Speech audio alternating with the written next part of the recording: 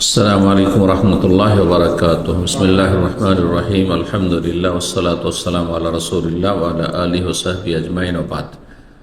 সম্মানিত শ্রোতা দর্শক মণ্ডলী, আল্লাহ রাব্বুল আলামিনের প্রশংসা এবং প্রিয় নবী সাল্লাল্লাহু আলাইহি সাল্লামের পর আজ বুধবার 9 জিলকাদ 1446 হিজরি মোতাবেক 7ই মে 2025 আমাদের ধারাবাহিক আলোচনা প্রশ্ন উত্তর পর্ব। 10টি প্রশ্ন রয়েছে বিভিন্ন জায়গা থেকে আসা। ইনশাআল্লাহ তাআলা সে প্রশ্নের উত্তর দেব। প্রথম প্রশ্ন করেছেন, বলছেন আসসালামু আলাইকুম শেখ। ওয়ালাইকুম আসসালাম। রমজানের শেষ দশকে যদি কেউ সারা রাত জেগে থাকে, সেই ক্ষেত্রে ঘুমানোর আগে যে জিকিরগুলি আছে সেই জিকির এবং সূরা মুলক, সূরা বাকারার শেষ 2 আয়াত সে কখন পড়বে? যখন ঘুমাবে তখন পড়বে। শুধু রমজানের রাত জাগার বিষয়টি নয়, এমনকি যারা নাইট ডিউটি করে, রাতে ডিউটি করে, দিনের বেলা ঘুমায়, যখন তার আসল ঘুম হচ্ছে একটা আসল ঘুম, সেটা রাতে হলে বেশি ভালো। রাতে যদি না হয় বিশেষ কোনো কারণে, তাহলে দিনে সকালবেলা ঘুমালে সেটা সকালবেলা, বিকালে যদি সে লম্বা ঘুম দেয় সেটা বিকালবেলা। আর একটা হচ্ছে সেটা আসল ঘুম নয়, মূল ঘুম নয়, কিন্তু একটু বিশ্রামের জন্য ঘুম, যেমন দুপুরবেলা খেয়ে দিয়ে মানুষ 1-8 ঘন্টা ঘুমায়। তো যেটা রাতের ঘুমের বিকল্প ঘুম, সেই ঘুমের আগে জিকিরগুলি পড়বে, আজকারুন নাম, ঘুমের জিকিরগুলি পড়বে। আল্লাহ তাআলা আলাম। 2 নম্বর প্রশ্ন, বলছেন আসসালামু আলাইকুম শেখ। ওয়ালাইকুম আসসালাম। আমার এক প্রতিবেশী বড় বোন আহলে কোরআনের অনুসারী, আল্লাহ তাকে হেদায়েত করুক, তার অনিষ্ট থেকে মুসলিম উম্মতকে হেফাজত করুক। তার বক্তব্য হচ্ছে, কোরআনে আল্লাহ তাআলা সব বিস্তারিত বর্ণনা করেছেন, একেবারে মিথ্যা কথা। কোরআনে কোথায় নামাজের কথা বিস্তারিত আছে? কোরআনে কোথায় রোজা, সিয়ামের কথা বিস্তারিত আছে? হজের কথা কোথায় বিস্তারিত আছে? কোনো বিষয়টি বিস্তারিত কোরআনে কারীম নেই। কোরআনে কারীম মৌলিক বিষয়গুলি বর্ণনা করা হয়েছে, খুব অল্প কিছু বিষয় হয়তো বিস্তারিত আছে। তাহলে হাদিস মানতে হবে কেন? এই জন্য যে হাদিস ছাড়া কোরআন মানা হয় না। নবী সাল্লাল্লাহু আলাইহি ওয়াসাল্লাম, আলা ইন্নী উতীতুল কোরআন ওয়া মিসলাহু মাহু, শোনো, আমাকে কোরআন এবং কোরআনের মতো আরও কিছু দেওয়া হয়েছে, সেটি হচ্ছে সুন্নাহ, হাদিস। তারপরে এটা তো বলবে যে এটা হাদিস মানি না, তারা বলবে। আল্লাহ রাব্বুল কোরআনে বলছেন, ওয়ানজালনা ইলাইকা যিকরা, হে নবী, তোমার প্রতি উপদেশ আল কোরআন নাযিল করেছি, লিতুবাইয়িনা লিন-নাসি মা নুযিলা ইলাইহিম, যাতে করে তুমি বিশদভাবে তা বর্ণনা করে দাও যা তাদের উদ্দেশ্যে নাজিল করা হয়েছে। মানে কোরআন বয়ান করা বিশদভাবে, বিস্তারিত, এটি রাসূলুল্লাহ সাল্লাল্লাহু আলাইহি ওয়াসাল্লামের দায়িত্ব। তাহলে বোঝা যাচ্ছে, যেমন কোরআন যা জিকির আল্লাহ নাজ তা মানতে হবে, তেমনি লিতুবাইয়িনা লিন-নাস, যা কিছু বিশদভাবে নবী সাল্লাল্লাহু আলাইহি ওয়াসাল্লামের দায়িত্ব ছিল বর্ণনা করেছেন, তা হচ্ছে হাদিস। তিনি তার কথার দ্বারা, কাজের দ্বারা, অনুমোদন দ্বারা করেছেন, এটি হচ্ছে হাদিস, এটি হচ্ছে সুন্নাহ। তাও মানা কোরআনের মতো ফরজ। জি। তো বলছেন তারা সলাত আদায় করে অন্য পন্থায়। জি, তাদের সলাত হয় না, তাদের ঈমান ইসলামে নেই। আহলি কোরআন যারা নিজেদেরকে বলে, এরা হচ্ছে মুনকিরে হাদিস। আহলি কোরআন বলবেন না, তাদেরকে সম্মান দেওয়া হবে। কোরআনের সাথে সম্পৃক্ত করলে তারা হচ্ছে হাদিস অমান্যকারী, অস্বীকারী। জি, তাদের সালাত আমাদের মতো না। এখন তাদের থেকে কি কোরআনের জ্ঞান নেওয়া বা তাদের কোরআনের অনুবাদ পড়া যাবে? কোনো কিছু তাদের সাথে সম্পর্ক রাখাই জায়েজ নয়। তাদেরকে কোণঠাসা করতে হবে, সমাজ থেকে একঘরে করতে হবে, না হলে জাতি ধ্বংস হবে, তাদের আশেপাশে যারা আছে বিভ্রান্ত হবে। এবং তাদের থেকে জ্ঞান কি নেবেন যাদের ইসলামের কোনো জ্ঞান নেই? আল্লাহ রাব্বুল আলামিন তাদের অনিষ্ট দিয়ে তাদেরকে বরবাদ করুন, নিশ্চিহ্ন করুন। এরা ইসলামের ঘোর শত্রু। 3 নম্বর প্রশ্ন, বলছেন আসসালামু আলাইকুম শেখ। ওয়ালাইকুম আসসালাম। কেউ যদি কোনো সহিহ হাদিস জানা সত্ত্বেও সেটি নিয়ে তাচ্ছিল্য করে, তবে এটা কি তার ঈমানের উপর প্রভাব ফেলবে? জি, সেই ব্যক্তি মুসলিম থাকবে না, কাফের হয়ে যাবে। উদাহরণস্বরূপ, মহিলা রাষ্ট্রনায়ক সংক্রান্ত হাদিস, যে কোনো হাদিস যদি সহিহ হাদিস হয় আর তার কাছে সে হাদিসটি পৌঁছে দেওয়া হলো, পৌঁছে গেল, তারপরে যে সে শুধু হাদিস সেটি মানবে না তার কুপ্রবৃত্তির অনুসরণে, সেই জন্য সেটাকে সে অস্বীকার করলো, অথবা সে সেটাকে তুচ্ছ তাচ্ছিল্য করলো। বিশেষ করে তাচ্ছিল্য করা মানে উপহাস করা, ঠাট্টা করা, সেটা নিয়ে বিদ্রুপ করা, এটি কুফর। কোরআন কারীমে সূরা তওবা আল্লাহ ইরশাদ করেছেন, কুল বিল্লাহি ওয়া আয়াতিহি ওয়া রাসূলিহি কুনতুম তাস্তাহজিউন, তোমরা কি আল্লাহর সাথে এবং তার রাসূলের সাথে এবং তার বিধিবিধান আয়াতের সাথে উপহাস করছো? আর শরীয়তের আয়াত যেমন কোরআনী আয়াত, তেমনি বিধিবিধান হচ্ছে আয়াত, হচ্ছে হাদিসগুলি যেগুলো কোরআন কারীমের ব্যাখ্যা। শরঈ আয়াত মানে যেসব উৎস থেকে, কোরআন সুন্নাহ থেকে দিনের বিধিবিধান সুপ্রমাণিত হয়, তো সেগুলি নিয়ে যদি কেউ ঠাট্টা করে, যেমন কেউ টাকনার উপরে কাপড় পড়ছে তাকে নিয়ে যদি উপহাস করে, কেউ দাড়ি নিয়ে উপহাস করে, তাহলে সেই ব্যক্তি কাফের হয়ে যাবে। লা তা'তাযুরু, আল্লাহ বলছেন তোমাদের ওজর করে লাভ নেই, ওজর করিও না, এসব অজুহাত পেশ করে লাভ নাই, জানে এমনি আমরা হাসির ছলে বলেছিলাম, এই করেছিলাম। কাদ কাফারতুম বাদা ঈমানিকুম, তোমাদের মুমিন মুসলিম হওয়ার পরে তোমরা কাফের হয়ে গেছে। তাহলে যদি কেউ ইসলাম নিয়ে, মুসলিম নিয়ে, কোনো মুসলিমকে নিয়েও যদি ঠাট্টা বিদ্রুপ করে, কিসের জন্য? তার ইসলামের কারণে, তাহলে সেই ব্যক্তি কাফের হয়ে যাবে।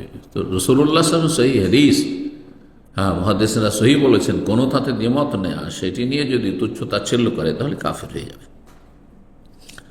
4 নম্বর প্রশ্ন বলছেন, আসসালামু আলাইকুম শাইখ। ওয়ালাইকুম আসসালাম রাহমাতুল্লাহ। বলছেন যে 6 প্রকার নারীকে বিয়ে করা নিষেধ, আন্নানা, মান্নানা, হান্নানা, হাদ্দাকা, বার্রাকা, সাদ্দাকা, এই কথাগুলো কি সহিহ হাদিস দ্বারা প্রমাণিত? জাল, মিথ্যা কথা এগুলি, এগুলি কথা কোনো হাদিসের কিতাবে নেই। ইমাম গাজ্জালী রাহিমাহুল্লাহ সেগুলি বর্ণনা করেছেন তার ইহয়া উলুমুদ্দিনে, এবং সেগুলি কিচ্ছা কাহিনীর মতো। আরবদের এগুলি ধারণা ছিল, আরবরা নারীদেরকে এই ভাগগুলি করত, কিন্তু এগুলি আরবদের কথা যেমন বাঙালি সমাজে অনেক কিছু ছড়িয়ে আছে, কিন্তু সেগুলি ইসলাম সমর্থন করেন। ঠিক তেমনি আরবদের মধ্যে বহু কিছু ছড়িয়ে ছিল, বিশেষ করে জাহেলি যুগে পরম্পরা চলে আসছে, সেগুলির কোনো অস্তিত্ব ইসলামে নেই। সুতরাং এই ভাগগুলি ভিত্তিহীন। 5 নম্বর প্রশ্ন বলছেন, আসসালামু আলাইকুম সালাতুল্লাহ, আমার একটি প্রশ্ন ছিল, দয়া করে উত্তর দিতেন তবে খুব উপকৃত হতাম। একজন তালেবুল ইলমের কোন পর্যায়ে গেলে দলিলের আলোকে একাধিক মতের মধ্য থেকে একটি মত বেছে নেওয়ার যোগ্যতা অর্জন করতে পারে? এজন্য কি কি যোগ্যতা থাকা উচিত তার? এই স্তরে পৌঁছানোর আগ পর্যন্ত কি সেও একজন সাধারণ মানুষের মতো একজন নির্দিষ্ট নির্ভরযোগ্য আলেমের তাকলিদ করবে? তকলিদ বলবেন না, ইত্তেবা বলবেন। তকলিদ মানে অন্ধ অনুকরণ, আর ইত্তেবা মানে চোখ খুলে অনুসরণ।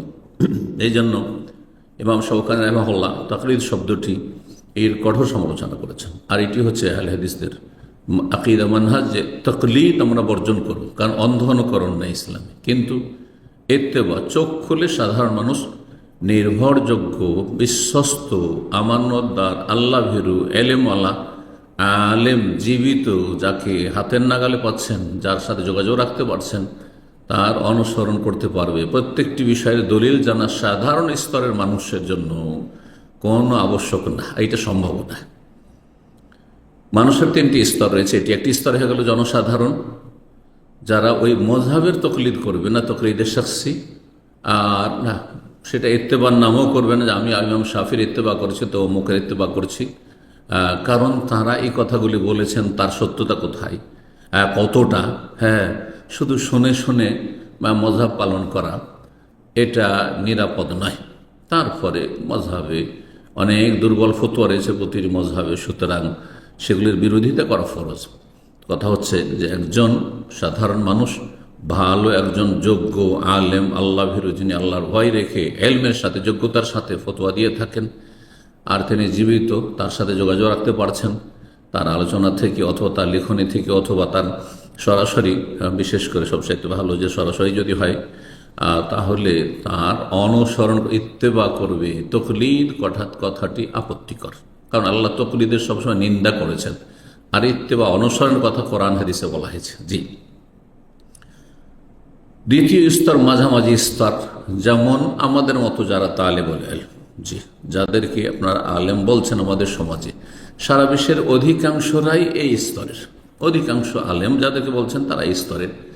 তারা যেসব আইম্মা কেরামদের, সাহাবা কেরাম থেকে শুরু করে, তাবেইনদের থেকে শুরু করে, তাবেইন থেকে শুরু করে আইম্মায় আরবা মুহাদ্দিসিন আর ফুকাহা ইমাম ইবনে তাইমিয়া, শেখ বাজ, ইবনে উসাইমিন, আলবানী, তাদের যে ইখতিলাফগুলি রয়েছে, কোরআন সুন্নাহর এরা আলেম, তাদের যে ইখতিলাফগুলি রয়েছে সেই ক্ষেত্রে তারা একটি মতকে আর একটি মতের মতো মতের ওপর তারজিহ দিতে পারবে, প্রাধান্য দিতে পারবে, কারণ এতটা যোগ্যতা তাদের মধ্যে রয়েছে।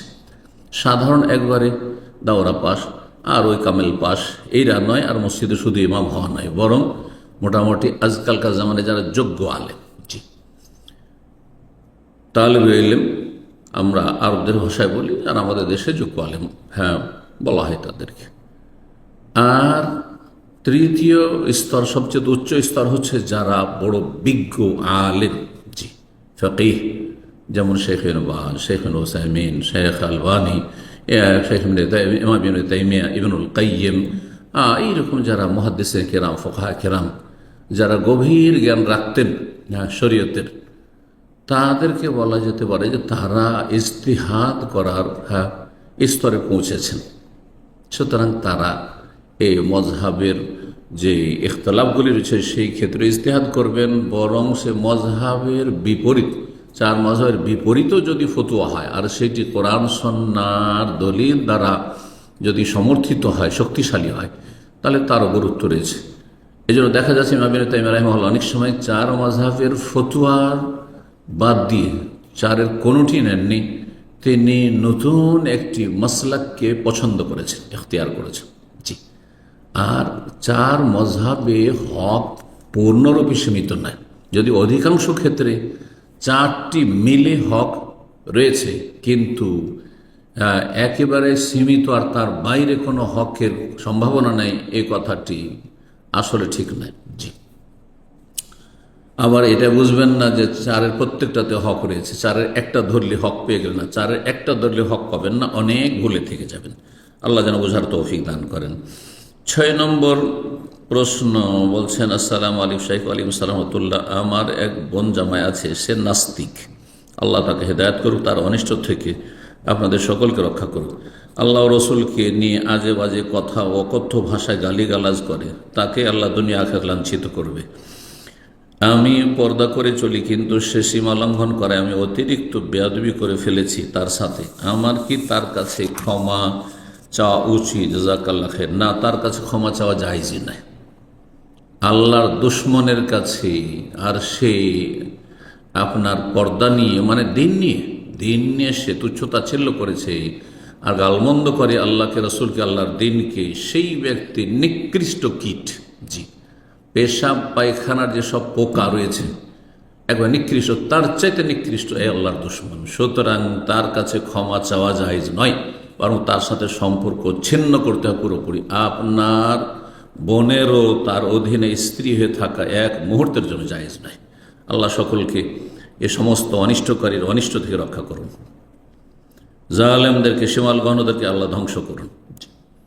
7 নম্বর প্রশ্ন বলছেন, আসসালামু আলাইকুম ওয়ালাইকুম সালামতুল্লাহ, কোন নন মাহরামকে সহি আকীদার দাওয়াত আল্লাহর সাথে সম্পর্ক করিয়ে দেওয়া যাবে নেটে মেসেজ দেওয়ার মাধ্যমে? আর যদি ফিতনার আশঙ্কা থাকে তাহলে সাথে সাথে বিরত হবে এই নিয়তে। বর্তমানে এইরকম ঈমান সবার নেই, বুঝতেই পারছেন। এইরকম ঈমান যখন নেই, তাহলে আপনি পুরুষ হয়ে মহিলাকে কেন আপনি একা একা দাওয়াত দিতে যাবেন? হ্যাঁ, একসাথে যদি একত্রিত হয় কোনো জায়গায় মজলিস, আর পর্দার আড়ালে বসেছে, আর আপনি দিনের কথা আলোচনা করছেন পর্দার আড়াল থেকে, তাহলে ঠিক আছে। কিন্তু আপনি একা একা চ্যাটিং করবেন, ইসলাম শেখানোর বাহানায়, কোরআন শেখানোর বাহানায়, আর তাকে দিনের দিকে নিয়ে আসার বাহানায়, এটা শয়তানি চোরা রাস্তা। শয়তান এই রাস্তা দিয়ে আপনাকেও নষ্ট করবে আর সেই মহিলাকেও বরবাদ করবে। খবরদার না, এইরকমই কোনো মহিলা দিনের জ্ঞান রাখে আর একটা বেদিন ছেলেকে ধার্মিক বানাবার জন্য সে পার্সোনাল চেষ্টা করবে না, এই দায়িত্ব আপনাদেরকে দেওয়া হয়। মহিলারা মহিলাদের মধ্যে দাওয়ার কাজ করেন, আর পুরুষরা পুরুষদের মধ্যে দেওয়ার কাজ করেন। পুরুষরা বেশি দক্ষ দিনের জ্ঞানের ক্ষেত্রে, সুতরাং পুরুষরা যদি মহিলাদের মধ্যে দাওয়াতি কাজের প্রয়োজন হয়, তাহলে ফিতনামুক্ত হয়ে একসাথে মজলিস কোথাও রয়েছে সেখানে দাওয়াতি কাজ করবে। একাকী কোনো মহিলার সাথে, বেগানা মহিলার সাথে সম্পর্ক রেখে তাকে দাওয়াত দিবে, তাকে হেদায়েতের চেষ্টা করবে, এগুলি কাজ ভালো নয়, বরং ফিতনার খুব বেশি সম্ভাবনা রয়েছে। আল্লাহ সমস্ত ফিতনা থেকে বেঁচে থাকার তৌফিক দান করুন। 8 নম্বর প্রশ্ন, বড় লম্বা। 8 নম্বর প্রশ্ন বলছেন, আসসালামু আলাইকুম শেখ, গরুর 7 ভাগ করে নাম 7 ভাগ করে নামে কিভাবে হবে? ছাগল কিভাবে হবে? বিবাহিত মহিলারা কি আলাদা, যদি জব করে আলাদা দিতে হবে, জব করে তাহলে কি আলাদা কোরবানি দিতে হবে? একটা কথা জিজ্ঞেস করেছেন। প্রথম কথা, গরুর 7 ভাগ কার নামে? গরুর যদি 7 ভাগ হয় তাহলে একদল ওলামারা বলছে একটি ভাগ একজনের পক্ষ থেকে হবে, তার পরিবার পক্ষ থেকে হবে না। কিন্তু আরেকটি মত হচ্ছে ফুকাহায়ে কেরাম দের, যে একটি ভাগ একটি ছাগলের সমান। আর হাদিসে রয়েছে একটি ছাগল একজন এবং তার পরিবারের পক্ষ থেকে যথেষ্ট। সুতরাং একটি ভাগা গরুর অথবা মোটের একজন আর তার পরিবারের সদস্যদের পক্ষ থেকে সবার নিয়ত করবে, ইনশাআল্লাহ তাআলা শামিল। এই মতটিকে শেখ ইবনে বাজ রাহিমাহুল্লাহ প্রাধান্য দিয়েছেন, আর সেটিকে আমিও প্রাধান্য দিয়ে থাকি। জি। তারপরে বলছেন ছাগলে কিভাবে? ছাগল, একটি ছাগল একজন এবং তার পরিবারের পক্ষ থেকে যথেষ্ট, এই মর্মে স্পষ্ট হাদিস রয়েছে। জি। বিবাহিত মহিলারা কি আলাদা, যদি জব করে আলাদা কোরবানি দিতে হবে? না, তার স্বামীর দায়িত্ব কোরবানি দাও, তার স্বামী কোরবানি দিলে তাতে সে শামিল হবে। কিন্তু যদি মনে করে যে আমি আলাদা কোরবানি দেব, তাহলে ভালো, মুস্তাহাব, সেটি মুস্তাহাব। এমনিতে কোরবানি দাও ওয়াজিব, ফরজ নয়, বরং সুন্নাত মুআক্কাদা, সামর্থ্যবানের জন্য। 9 নম্বর প্রশ্ন, লম্বা প্রশ্ন করেছেন, বলছেন, আসসালামু আলাইকুম শেখ। ওয়ালাইকুম আসসালাম। আমাদের গ্রামে কোরবানির মাংস বিলি বন্টন হয় এক সামাজিক পদ্ধতিতে। কোরবানির মাংস আন্দাজ মতো 3 ভাগ করা হয়। 1 ভাগ নিজেদের জন্য রেখে দেওয়া হয়, আর 1 ভাগ প্রতিবেশী ও আত্মীয় স্বজনদের মাঝে বিলিয়ে দেওয়া হয়। বাকি 1 ভাগ সরদারের নিকট জমা করা হয়। সেই জমাকৃত মাংস থেকে সমাজে যারা কোরবানি দিতে পারেনি তাদের যথেষ্ট পরিমাণে দেওয়া এবং ফকির মিসকিনদেরও যথেষ্ট পরিমাণে দেওয়া হয়। তারপর অনেক মাংস জমা থেকে যায়, সে জমাকৃত মাংস সমাজের মানুষদের মধ্যে ভাগ করে নেওয়া হয়। যারা খাসির মাংস জমা করেছে তাদের গরুর মাংস, আর যারা গরুর মাংস জমা করেছিল তাদের খাসির মাংস দেওয়া হয়, যেন তাদের জমাকৃত মাংস পুনরায় নিজের বাড়িতে ফিরে না আসে। এবার প্রশ্ন, এইভাবে সমাজ ব্যবস্থা হিসেবে বিলি বন্টন কি জায়েজ হবে, নাকি নিজেদের দানকৃত জিনিস ফিরিয়ে নেওয়া কুকুরের বমি খাওয়ার মতোই হবে? এই বিলি বন্টন নিয়ে অনেক ঝামেলা হয়। আমাদের গ্রামে হুজুররা 2 দলে ভাগ হয়ে যায়। এক দল বলে জমাকৃত বেঁচে থাকা মাংস থেকে গরুর মাংস জমা করে খাসির মাংস, বকরা নেওয়া যাবে না, নিলে কুকুরের বমি খাওয়ার মতোই হবে। আর এক দল বলে না, এরকম হবে, এটা সাধারণ সামাজিক পদ্ধতি, এতে হারাম বলা যাবে না। এটি শরীয়ত সম্মত নয়। প্রথম কথা, কারণ শরীয়তের বিধান হচ্ছে ফাকুলু মিনহা ওয়া আত'ইমুল কানি'a ওয়াল মু'তার, তোমরা নিজেরা খাও আর যারা সচ্ছল কানে তাদেরকেও খাও, ওয়াল মু'তার, আর যারা দ্বারস্থ হয়, অভাবী চাইতে আসে তাদেরকেও দাও, চাইতে আসে না অভাবী তাদেরকেও দাও। জি। তো আল্লাহ রাব্বুল আলামিন তাহলে খেতে বলেছেন, খাওয়াতে বলেছেন। এই জন্য ওলামারা বলেছেন যে মুস্তাহাব, ফরজ ওয়াজিব না, মুস্তাহাব হচ্ছে যে আপনি 1 অংশ রাখবেন নিজের জন্য, সেটা বেশি পরিমাণ হইতে পারে বা কম হতে পারে প্রয়োজন হিসাবে। আর একটা অংশ আপনি সচ্ছল পাড়া প্রতিবেশী আত্মীয় স্বজন বংশের লোকদের খাওয়াবেন, মেহমানদের খাওয়াবেন। আর একটি অংশ গরিব মিসকিনকে দান করেন। আপনি সরাসরি করবেন, কেনই বা সমাজে দান করতে যাবেন? ইসলামের তরিকা হচ্ছে এইভাবে, আপনি নিজেই নিজেরটা 3 ভাগ করে বন্টন করবেন, সমান সমান 3 ভাগ করেন, ভালো না করেন, কম বেশি করেন। গরিব বেশি রয়েছে সংখ্যায়, বেশিটা দান করে দেন।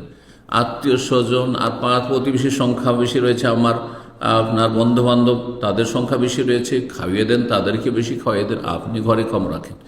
যদি দেখেন যে না সবাই কোরবানি করেছে, সবাই সচ্ছল, তাহলে বেশিটা রেখে নিয়ে তাতে কোনো অসুবিধা নেই। এমন না যে 3 ভাগ সমান সমান করতে হবে, শরীয়তে এমন কোনো দলিল নেই। তবে বলা হয়েছে নিজে খাও, অন্যদেরকে খাওয়াও। জি। এখন আপনি সেটা নিজে না করে সরদারের কাছে, মন্ডল মোতাব্বর কাছে জমা করলেন, সমাজে জমা করলেন, আর তারপরে সেখান থেকে আপনি খাসি জমা করলেন আর গরু নিচ্ছেন। এসব করার কোনো প্রয়োজন নেই।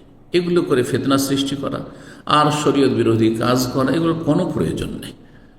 যদি জায়েজ হয় কোনো কাজ, তারপরে যদি দেখা যায় যে এতে ঝামেলা বাঁধছে, ইখতিলাফ হচ্ছে, কেউ জায়েজ বলছে, কেউ না জায়েজ বলছে, গ্রামে একটা বিশৃঙ্খলা সৃষ্টি হচ্ছে, এমন কাজ করতে যাবেন না, সন্দেহপূর্ণ কাজ করতে যাবেন না। সুতরাং এসব না করে আপনি শরীয়তসম্মত পদ্ধতিতে নিজের গোস্ত নিজে রাখুন, নিজে অভাবীদেরকে দেন, আর নিজেই সচ্ছল আপনার আত্মীয় স্বজন পাড়া প্রতিবেশীকে দেন।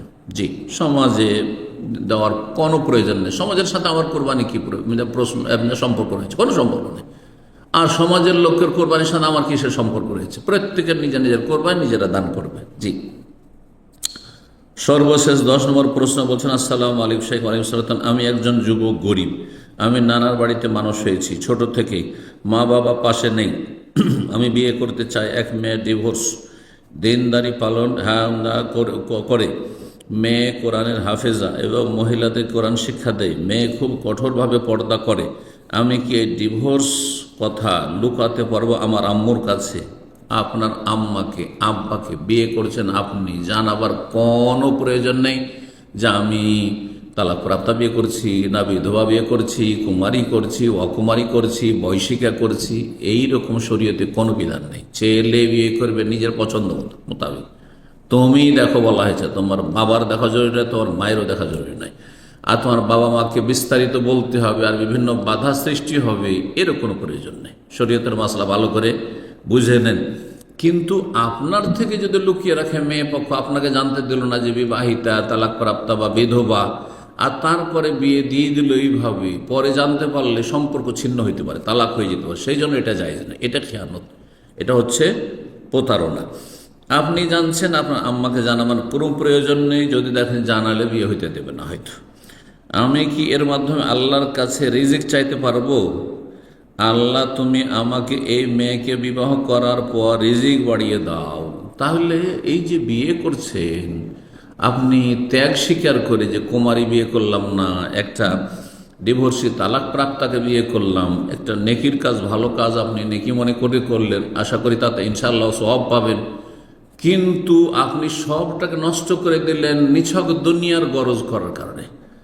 আপনি যে কোনো নেকামল করবেন আল্লাহ সন্তুষ্টির জন্য, পরকালে পারিতোষিক মহাপুরস্কার পাওয়ার জন্য, হ্যাঁ, দুনিয়ার গরজে নাই। যদি কোনো নেকির কাজ, একটি ফর্মুলা শোনেন, কেউ করে দুনিয়ার গরজে, আল্লাহ আমি নামাজ পড়ছি যাতে আমি সুস্থ থাকি, আল্লাহ যেন আমাকে সুস্থ রাখে। আল্লাহ নামাজ পড়ছি যাতে আমার রিজিকের অভাব না হয়। আল্লাহ আমি নামাজ পড়ছি যাতে করে আমার কোথাও বিপদ আপদ না হয়। আল্লাহ আমি রোজা রাখছি যাতে করে আমি সুস্থ থাকি। আল্লাহ আমি এই ডিভোর্সি মেয়েকে বিয়ে করছি যাতে আমার রিজিক বেড়ে যায়। তাহলে দুনিয়ার গরজ করলেন। যদি আখেরাতের আমল দিয়ে, মানে সওয়াবের কাজ করে দুনিয়ার গরজ করেন, ফালাহুর মানাওয়া, তাহলে যা নিয়ত করলেন তাই পাবেন। তুচ্ছ জিনিস পাবেন দুনিয়ার, আখেরাতে কিছু পাবেন না আপনি, নেকি পাবেন না আপনি। নবী সাল্লাল্লাহু আলাইহি ওয়াসাল্লাম হাদিস, ইন্নামাল আমালু বিন্নিয়াত, মানুষের আমল নির্ভর করে কিসের উপর? মানুষের নিয়তের উপর। ওয়াইন্নামা লিকুল্লি ইমরিইন মা নাওয়া, আর প্রত্যেক ব্যক্তির জন্য তাই নির্ধারিত রয়েছে যা নিয়ত করবে।